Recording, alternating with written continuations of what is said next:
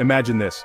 5 men trapped in a cold, sterile chamber. They haven't slept in days, driven mad by exhaustion, pumped full of a gas that twists their minds. Their humanity erodes, replaced by primal fear and unspeakable violence. The air hangs heavy with the stench of sweat, blood, and terror. This is not a scene from a horror film. This is the alleged reality of the Russian sleep experiment, a chilling testament to the dark depths of human resilience and the monsters that lurk within us all. The story has been whispered in hushed tones for decades, passed from one internet forum to the next. It's a tale so gruesome, so deeply disturbing that many dismiss it as a creepypasta. But what if it's more than just a scary story? What if buried beneath the layers of speculation and sensationalism lies a terrifying truth? Join me as we journey into the heart of the Russian sleep experiment, a place where sleep is the enemy, and the abyss of insanity awaits. Our story begins not in the bustling halls of a university, but in the desolate wastelands of Siberia. Picture a landscape of endless snow and biting wind, a place where the sun struggles to penetrate the oppressive gray sky.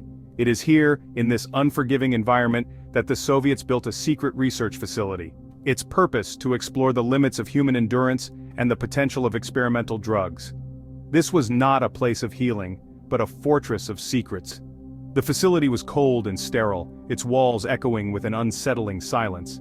Thick concrete walls and steel doors sealed the subjects from the outside world, creating an inescapable prison of fear and despair.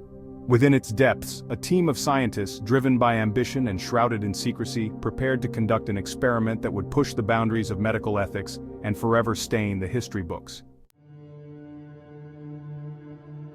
The year was 1947. The world was still reeling from the horrors of World War II, but behind the Iron Curtain, a different kind of battle was about to begin. The objective of the Russian sleep experiment was simple, yet chilling: to keep 5 test subjects awake for 30 days straight.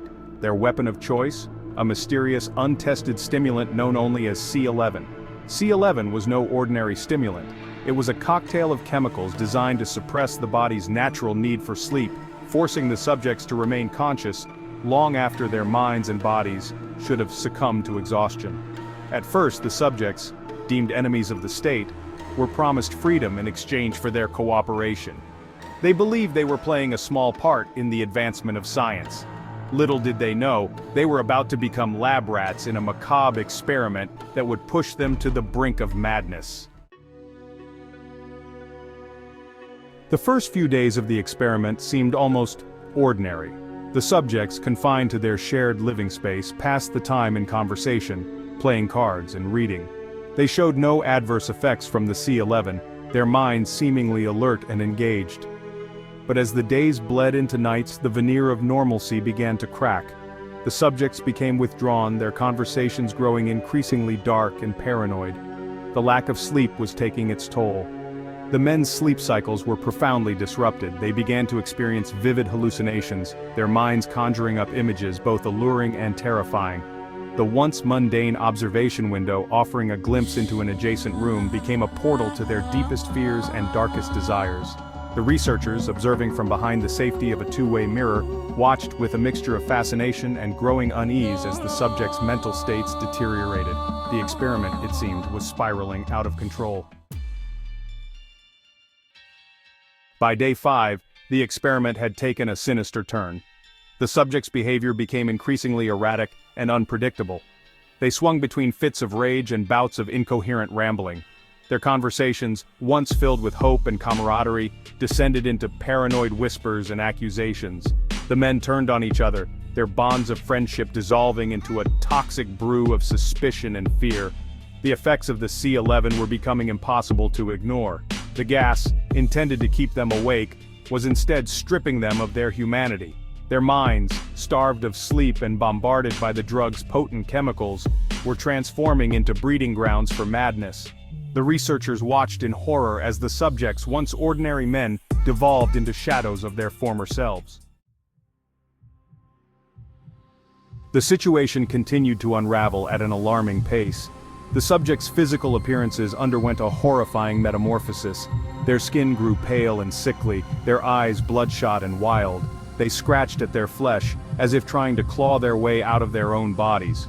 The chamber, once a place of confinement, was now a breeding ground for their collective insanity. The men, no longer capable of rational thought or human connection, were consumed by their own personal hellscapes. The hallucinations intensified, tormenting them with visions of unspeakable horror. The room echoed with their screams, the air thick with the stench of urine, feces, and decay. The observers, once eager to document the experiment's progress, found themselves unable to tear their eyes away from the unfolding horror. On the 15th day, the unimaginable happened. One of the subjects, driven to the breaking point by sleep deprivation and the insidious effects of C11, snapped. He turned on his fellow prisoners, his screams of rage echoing through the observation chamber. The struggle was brief, brutal, and tragically one-sided. The other subjects, too weak and disoriented to resist, could only watch in terror as their friend was torn apart. The researchers, horrified by what they had witnessed, were faced with a moral dilemma. Should they terminate the experiment and risk exposing their gruesome secret to the world, or should they continue, sacrificing the remaining subjects in the name of science and national security? Their decision, shrouded in secrecy and fueled by fear, would have devastating consequences. Section 8. Silence and Shadows. The decision was made to seal the chamber. No more C11, no more observation. The 4 remaining subjects were left to their own devices, trapped in a concrete tomb with the mutilated remains of their fellow prisoner. For days, the only sounds that emanated from the chamber were the subjects' ragged breathing and the occasional blood-curdling scream. Then, silence. Days turned into weeks.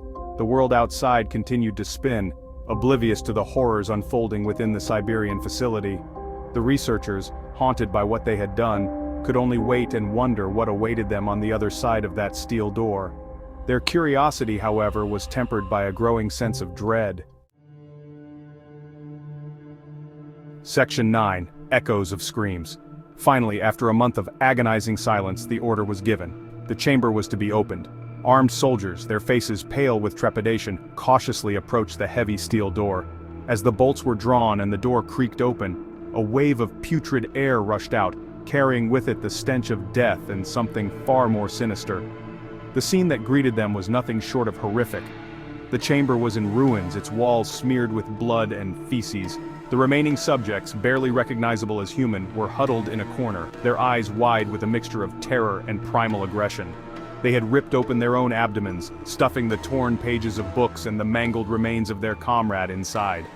They begged the researchers to keep the gas flowing, pleading with them to let them stay awake. Section 10. The nightmare lingers. The surviving subjects were restrained and transported to a medical facility, their cries of anguish echoing through the halls. The experiment, a testament to the hubris of man and the fragility of the human psyche, had come to an end. But the nightmare was far from over. The researchers, their hands stained with the blood of their victims, sought to bury the truth. The facility was abandoned, its secrets sealed behind layers of concrete and barbed wire. The official reports were confiscated, the data expunged. The Russian sleep experiment was to be nothing more than a ghost story, a chilling reminder of the horrors that lurk in the shadows. But some secrets refused to stay buried. Section 11. A warning from the abyss. The legend of the Russian sleep experiment continues to circulate, fueled by whispers and speculation. Some dismiss it as a fabrication, a morbid tale designed to shock and horrify. Others believe that it holds a dark truth, a warning about the dangers of unchecked ambition and the monstrous potential that lies dormant within us all. The story of the Russian sleep experiment serves as a chilling reminder of the fine line between scientific curiosity and reckless abandon. It is a stark warning about the dangers of playing God and the enduring power of the human psyche to endure, to break, and to haunt us long after the lights have gone out.